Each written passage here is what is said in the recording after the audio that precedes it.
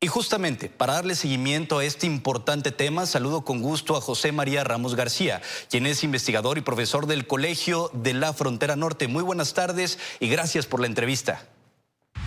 ¿Qué tal, Daniel? Muy buenas tardes. Encantado de estar contigo con la audiencia. Nosotros encantados de que nos pudiera platicar más acerca de estas boyas. Actualmente existe esta controversia sobre si realmente las van a quitar o si van a continuar. ¿Cómo ve usted el panorama dentro de los próximos días?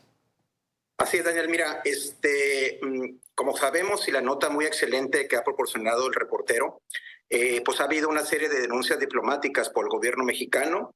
Recientemente hubo una orden de un fiscal en el cual ordenaba al estado de Texas que se quitaran esas vallas precisamente porque no atendían la normatividad binacional en la materia, sobre todo la normatividad establecida por la SILA, que es la que se encarga de regular los límites de aguas y los sistemas de navegación.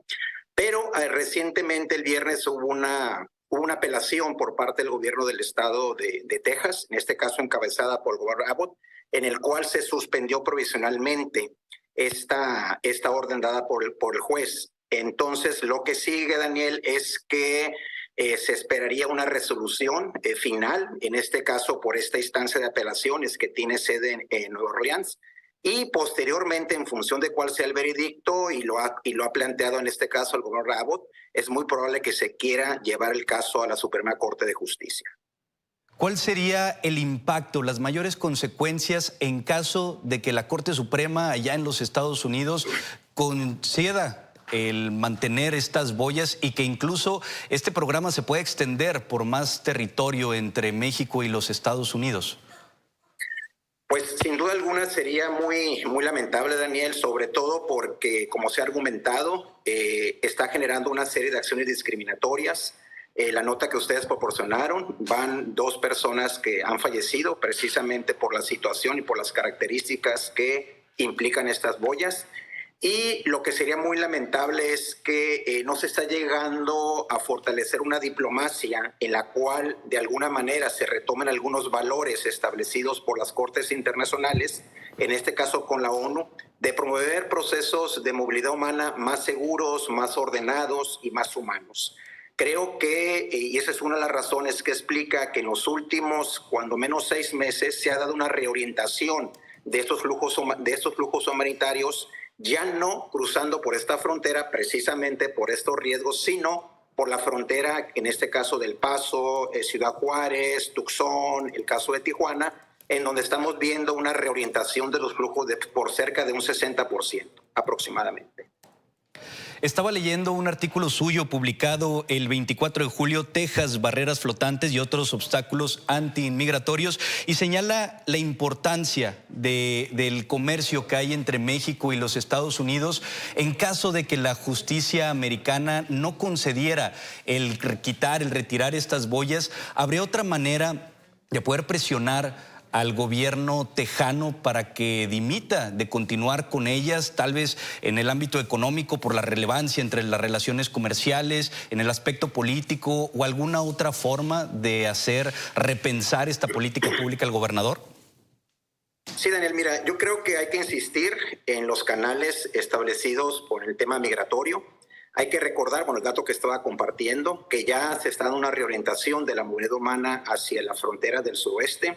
En segundo lugar, y hay que ser muy contundentes, Daniel, yo creo que es lo que se ha planteado en parte por algunos actores de Estados Unidos y en parte de México, que esta migración, en la mayor parte de los casos, es una migración que va a trabajar, que va a fortalecer las cadenas productivas, que va a fortalecer el desarrollo local y comunitario, en este caso de Texas, y si a eso le sumamos Florida, vaya, pues no es una carga. Entonces, yo creo que eso hay que plantearlo. El otro aspecto que lo comentas de manera muy atinada, vaya, mira, el estado de Texas con México es su principal relación comercial.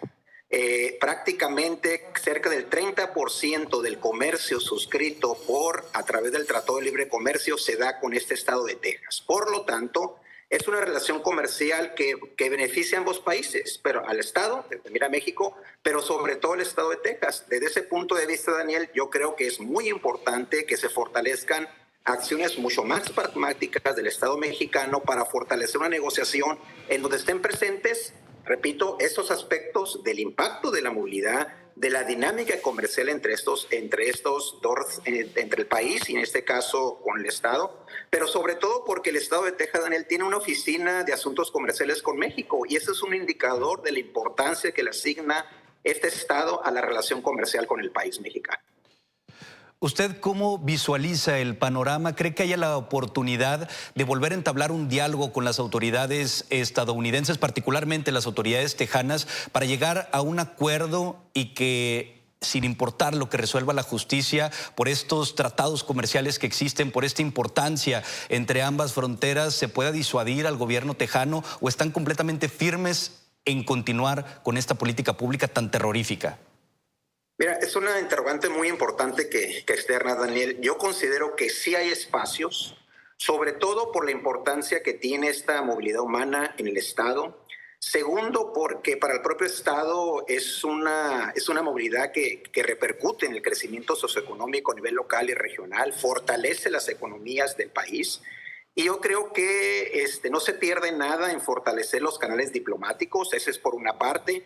El gobierno de Estados Unidos está haciendo lo suyo por la parte, en este caso, federal, sobre todo tomando en cuenta que hay que recordar, Daniel, que el tema de la migración es un asunto de carácter federal. Sí. Seguramente, y si no sucede otra cosa, la Suprema Corte, en caso de llegar a ese extremo, va a ventilar de que se van a tener que quitar estas barreras flotantes, sobre todo porque no es la mejor manera para gestionar los flujos migratorios, que finalmente pues estamos hablando de una serie de movilidades. El gobierno federal de Estados Unidos ha estado planteando diversos programas humanitarios, visas laborales, que de alguna manera están tratando de recobrar esta dinámica. Entonces, lo que es evidente en él es que es una situación de carácter muy política planteada por el gobernador Abbott, que forma parte de su estrategia de operación solitaria, que data no solamente por esta medida, sino ya tiene cuando menos 3 años en donde está planteando una agenda muy restrictiva, muy crítica y que no favorece la relación comercial, pero también sobre todo la dinámica en este caso en materia de los flujos migratorios.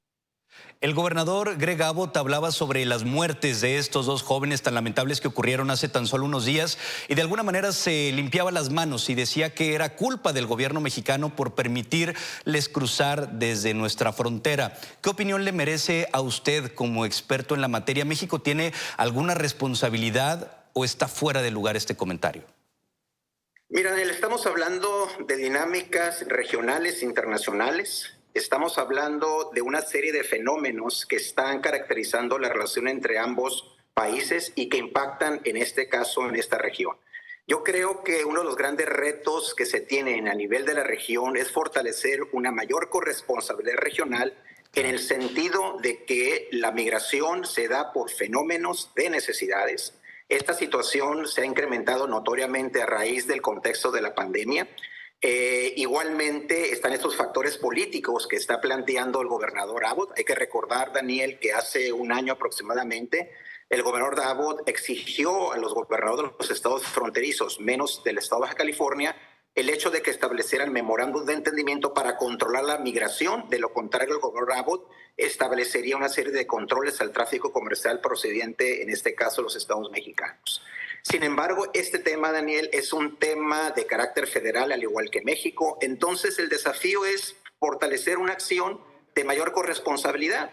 Yo creo que el Estado mexicano también tiene una cierta responsabilidad, sobre todo porque, si bien se ha reducido la movilidad humana mexicana por razones de otro tipo de dinámicas, no es la movilidad que se tenía hace aproximadamente 10 años, sin embargo, se sigue dando una movilidad mexicana. Entonces, el reto es que cada estado, cada país asuma sus responsabilidades en la materia a través de lo que se planteó en esta administración federal, es decir, recordarás, atender las causas originales que generan los procesos migratorios. Entonces, es un problema de fortalecer una mayor comunicación y sobre todo de compromisos de todos los actores involucrados.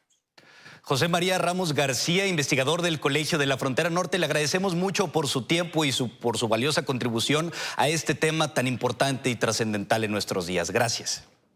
Muchas gracias, Daniel. Hasta luego. Buenas tardes.